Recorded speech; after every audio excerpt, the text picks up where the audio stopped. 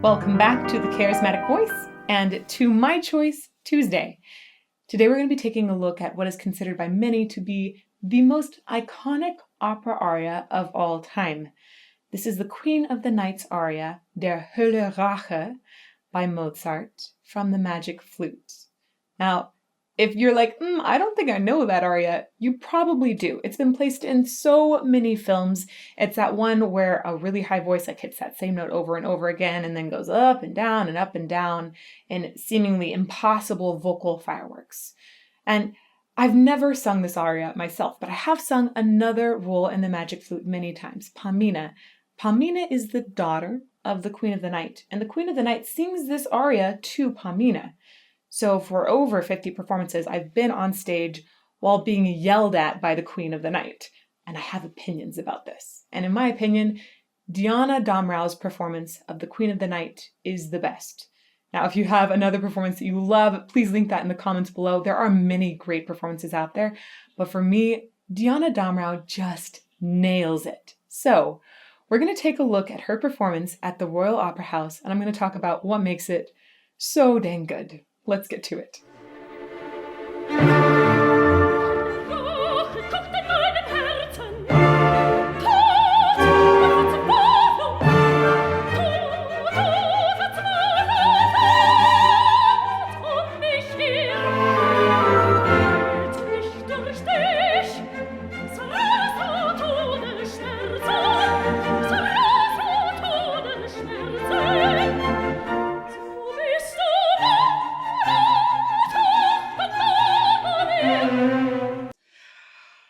So, right away, here's one of the reasons this is the best performance for me.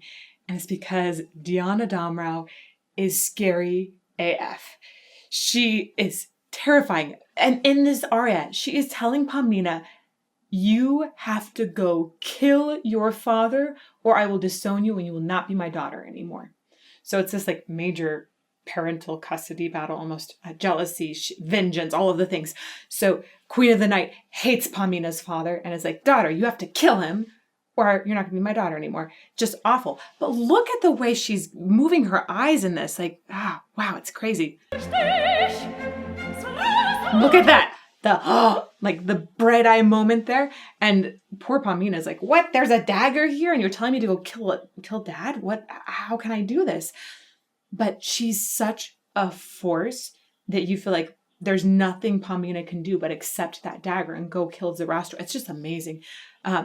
There's so many times I've seen a Queen of the Night stand and almost park and bark this. That's where somebody just stands put and sings notes, but doesn't necessarily give it tons of feeling, just is technically very, very sound. In this case, Diana Damrau is so perfect technically, but she's taken it further and she said, no. I'm going to infuse this aria with the meaning that it's supposed to have. And it's such a huge difference when you see Queen of the Night act like this. Oh, let's go back to the beginning. Watch how scary she is.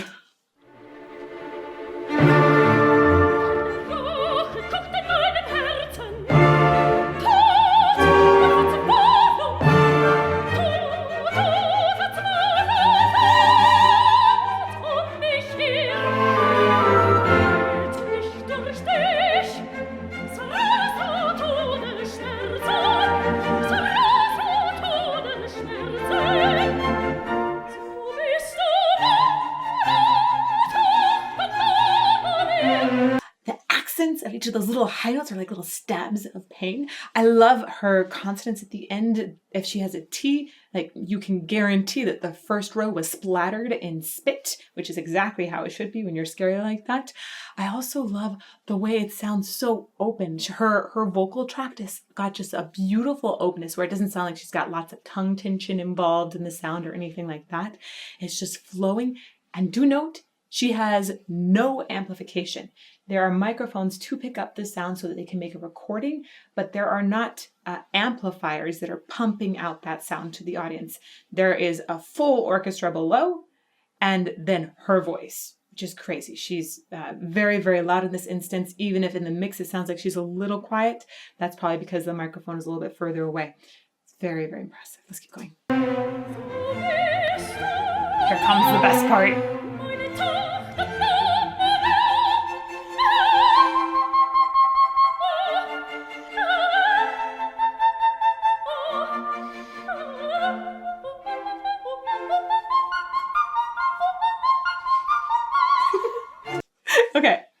That is so hard to do.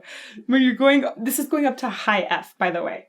A high F, it's insane. Most people are like, yeah, a high C, that's high. No, this is going up four steps higher, okay? High F, all the way up there. And in order to make that sound consistent, sopranos need to do some modification of the vowel as it goes up. So it sounds like the same sound, but look at her mouth. She's going like, ah, the whole time. This is the example that all sopranos need to watch for vowel modification. It's insane. So just in this arpeggio moment. So it's like, oh, ah, ah, ah, oh, ah, oh, ah. I've seen this coached many times talking about that vowel modification on top. It is shifting through different parts of that upper head voice register, and it's really, really tough. It's just tough, okay? And often you have combinations of oh, ah, ah. Even sometimes people will go towards like an eh or e-ish vowel. So there's all kinds of vowels they can choose in there. She has done this perfectly to maintain a semblance of the same sound going up. If she'd tried to keep it just in one vowel, it would have sounded really, really funky. So she has to modify to make it sound as if it were one vowel. Let's go back one more time. This is so impressive.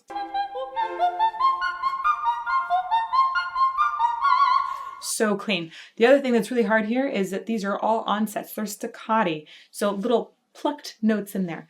And onsetting a high note is more difficult than onsetting a low note. An onset is that moment when your vocal folds come together and they go wacka, wacka, wacka, right?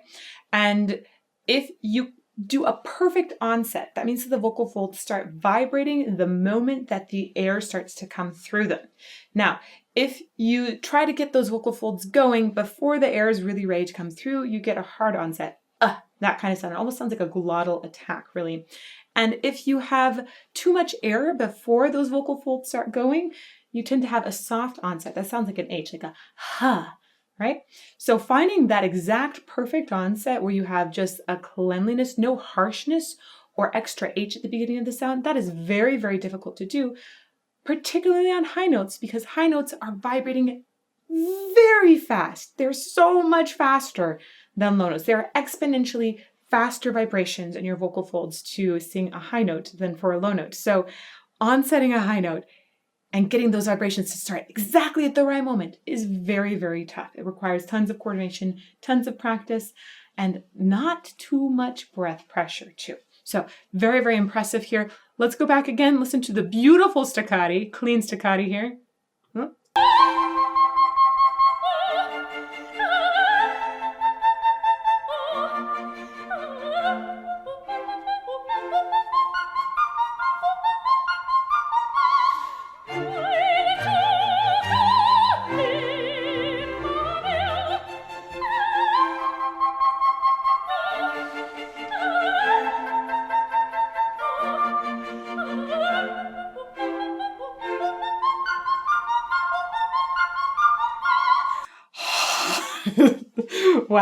Wow. So that very, very top note often is to be like, it is hard to hit, hard to be precise on it.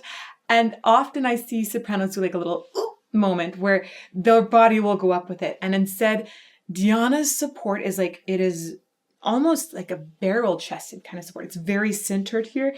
And it almost feels like it's going out of her hips as well. So this combination of she is centered and she is low. And so she's relying on that super, super low support to make it so that breath pressure doesn't come and slam against her larynx at that very, very top note.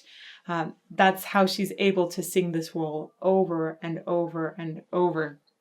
And by the way, she is famous for doing something at the Metropolitan Opera, which is like mind-boggling to me. In the same production run, she actually sang both Pamina and the Queen of the Night. I believe, I might be wrong, but I believe she started as Pamina and then switched to Queen of the Night. Can you imagine the vocal shift that would be necessary for that? Pamina is lyric and sweet and usually a lot warmer in the sound as well. So being able to flip between the two, that is just insane. I could never manage that. amazed by her. So, okay, back to this amazing performance of Queen of the Night. Let's go back just a little bit. Look at how scary she even is with these staccatis, and then notice a beautiful lyric line that she interposes between the two. Lyric line.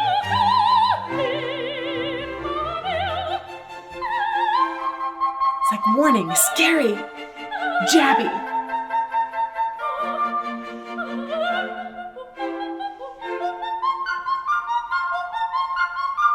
It's so hard.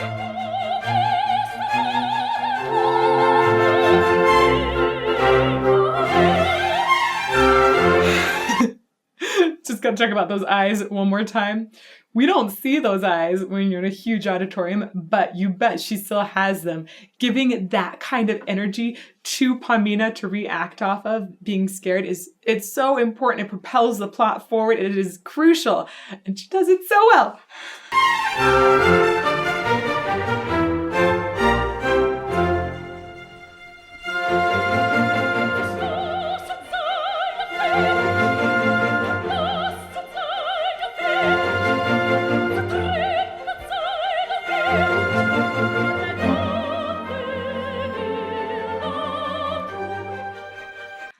Oh, yeah, get it.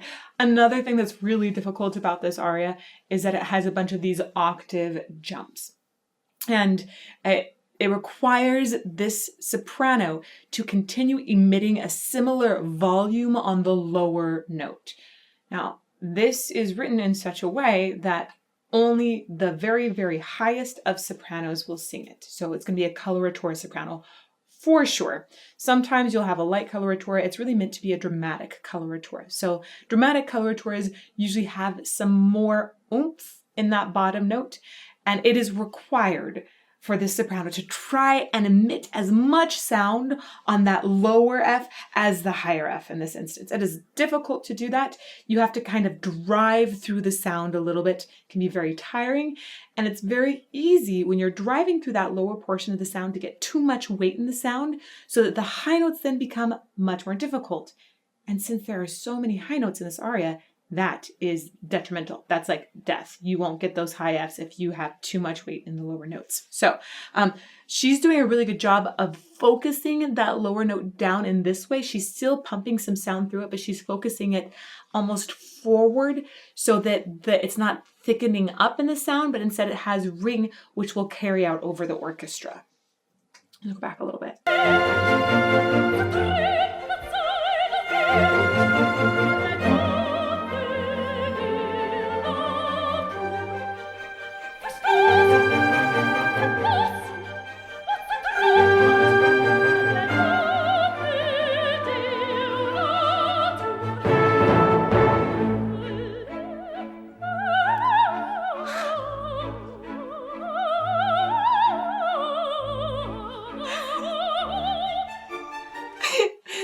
This section, it's triplets, and they're very fast triplets. And most of the time, a queen gets to this, and it's just like, oh my goodness, I gotta get all the notes. All the notes are going by. They're going by. Gotta get them all. And Diana makes this like, it's ensorceling. It has so much phrasing. It has like almost lilting in it as well. And it really makes you feel like she's casting a spell over Pamina here. So beautiful for such a technically difficult section. You wouldn't think from watching her sing this that that's difficult.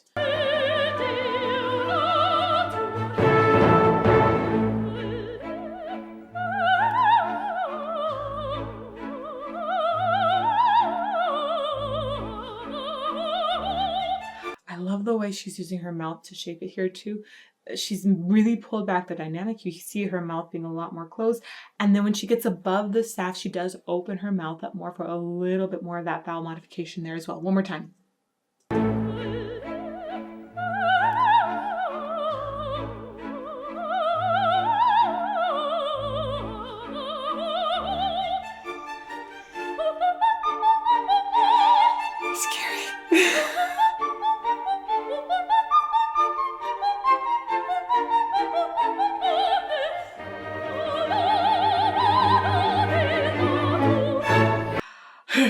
So scary.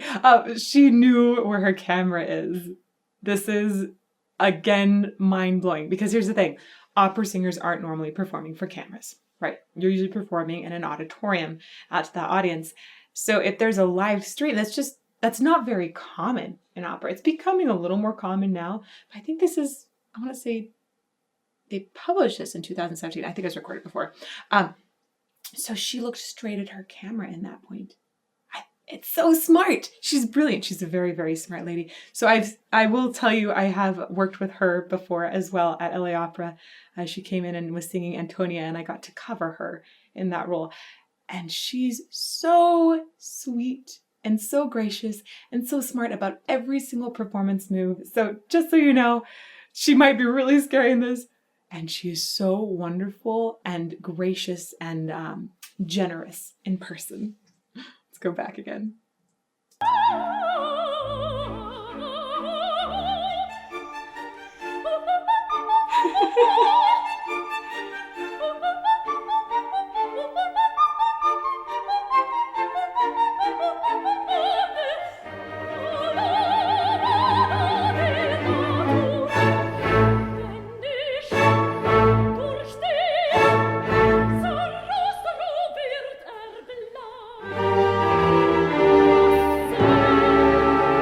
Okay, one more thing here.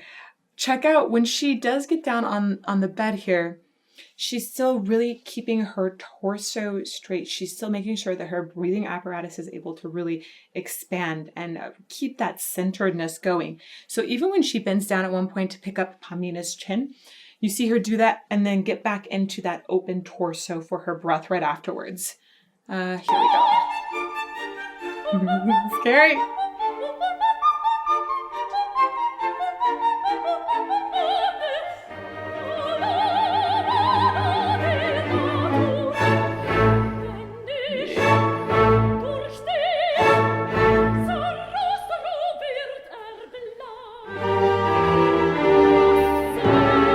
Amazing consonants there.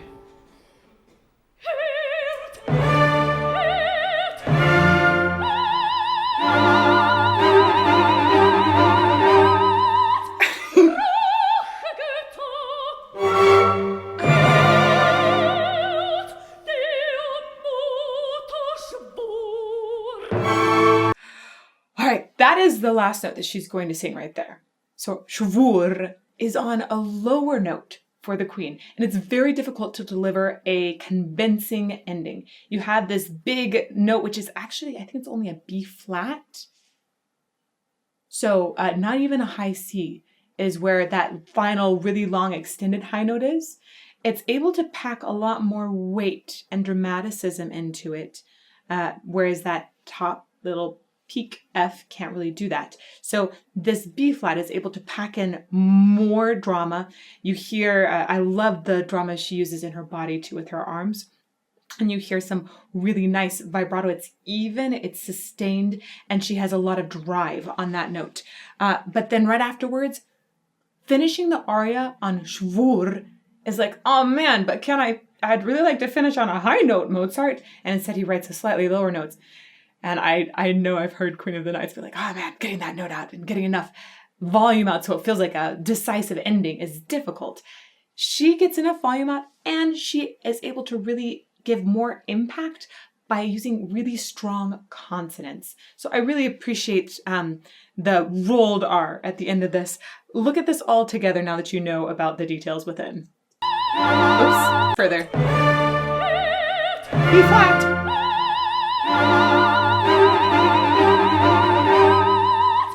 G. Wow.